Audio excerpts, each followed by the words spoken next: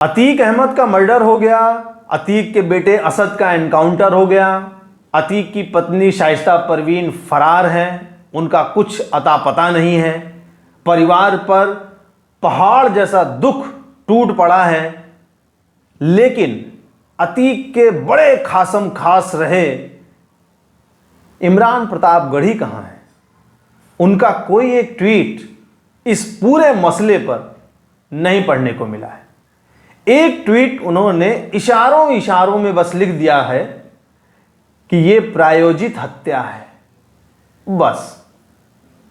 ना अतीक का नाम, ना असद एनकाउंटर के बारे में कोई चर्चा। ऐसा क्यों? इमरान प्रतापगढ़ी तो कभी अतीक अहमद के बड़े खास हुआ करते थे। अतीक अहमद को वो किसी देवता से कम नहीं मानते थे।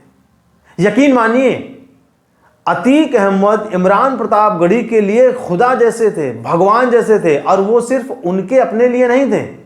उनका कहना यह था कि इस पूरे शहर इलाहाबाद के लिए, जो उस समय इलाहाबाद के नाम से जाना जाता था, इस पूरे इलाहाबाद शहर के लिए अतीक अहमद भगवान है, खुदा है, देवता है। अतीक अहमद जैसा कोई दूसरा कभी नहीं होगा। अगर आपको यकीन ना हो तो आप इमरान प्रतापगढ़ी का किसी मुशायरे में पढ़ा हुआ ये जो उनकी कविता है, 4 लाइन है, वो आप सुन लीजिए। तेरे कद के बराबर अब किसी का कद नहीं होगा। इलाहाबाद वालों, बात मेरी याद रखना तुम, कई सदियों तलक कोई अतीक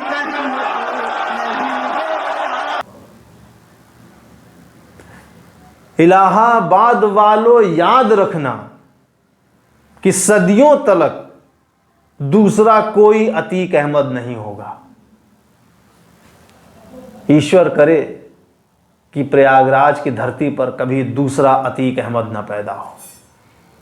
लोगों ने जो उसका खौफ देखा है, उसके लोगों की जो बदतमीजियां महसूस की हैं, जो झेला है, जो दर्द झेला है, अतीक अहमद के जो पड़ोसी हैं, उमेश पाल का जो परिवार है, राजू पाल का परिवार है, और ऐसे न जाने कितने परिवार हैं, उनसे पूछे कि क्या वो चाहते हैं कि प्रयागराज की धरती पर फिर कभी दोबारा कोई अतीक अहमद पैदा हो। लेकिन सोचने वाली बात है कि इमरान प्रतापगढ़ी जो अतीक अहमद को इतना बड़ा दर्जा दे रहे हैं, अतीक अहमद के बेटे के एनकाउंटर हो जाने के बाद, अतीक अहमद का मर्डर हो जाने के बाद, शाइस्ता परवीन की फरारी के बाद, एक ट्वीट नहीं, एक बात नहीं उनके बारे में। जानते हैं क्यों? क्योंकि आतंक की राजनीति का हश्र यही होता है। इमरान प्रतापगढ़ी अतीक अहमद को सीढ़ियां बनाकर ऊपर चढ़ते चले गए। अतीक अहमद को लगा कि ये कल का लौंडा है, लेकिन उनको यह नहीं समझ में आया कि ये दिमाग का बहुत तेज शायर है। इसने अतीक अहमद को सीढ़ी बनाई। सपा सरकार में सबसे कम उम्र में यश भारती पुरस्कार मिला। सोचिए, यश भारती पुरस्कार किस चीज के लिए? शायरी के लिए। जो शायरी अभी आपने वीडियो में सुनी, यकीन मानो कि उसके अलावा आपने इमरान प्रतापगढ़ी को ना कभी कहीं सुना होगा, ना कभी कहीं पढ़ा होगा। आपको अगर इमरान प्रतापगढ़ी की सही में अपने दिल पे हाथ रखना, गूगल पे ना जाना, गूगल से टाइप नहीं करना, दिल पे हाथ रख के बताना कि इमरान प्रतापगढ़ी की एक भी लाइन, उनका एक भी शेर, एक भी नज्म, एक भी गजल आपको याद है क्या? नहीं याद होगा।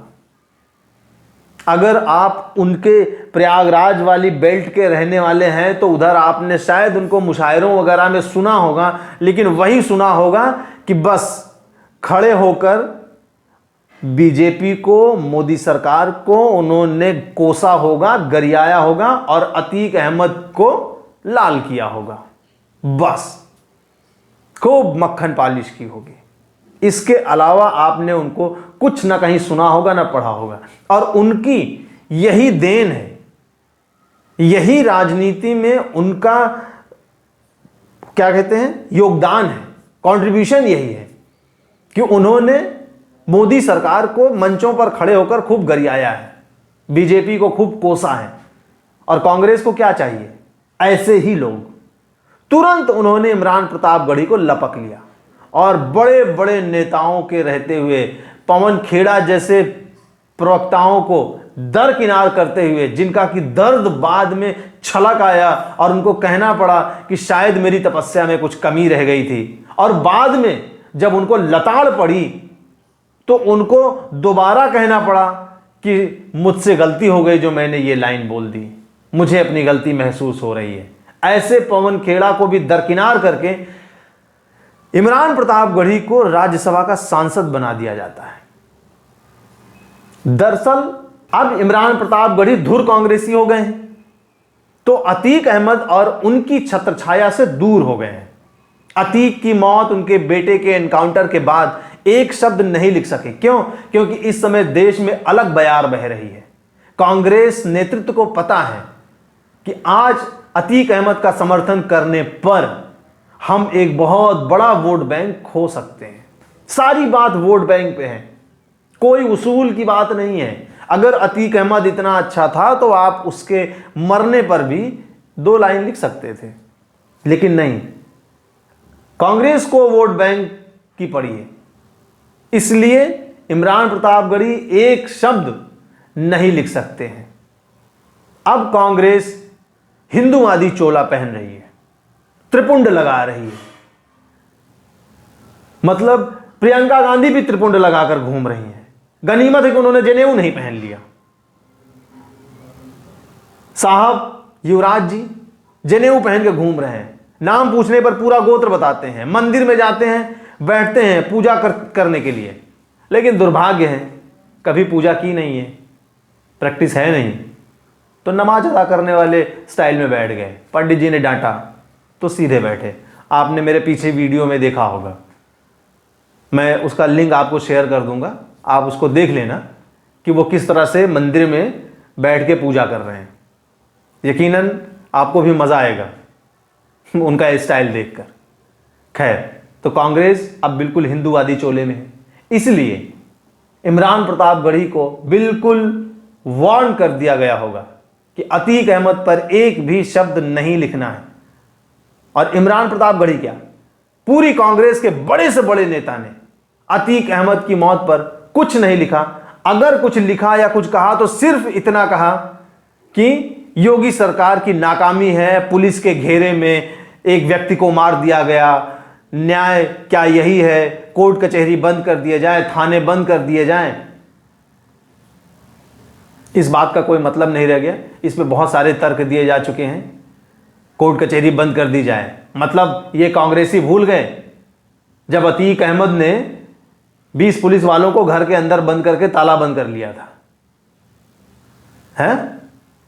ये भूल गए कि जज फैसला सुनाने से पहले ही छुट्टी पे चले गए थे। मुख्तार अंसारी ने कोतवाली पे ताला जड़ दिया था। ये क्या बात करेंगे कांग्रेसी, और ये जितने भी सपाई या कम्युनिस्ट हैं ये क्या बात करेंगे? सब इतिहास इनको भी पता है, लेकिन ये बेशर्म हैं, ये बस अपना मुंह छुपा रहे हैं। तो खैर, बात इमरान प्रतापगढ़ी की है, जिस अतीक के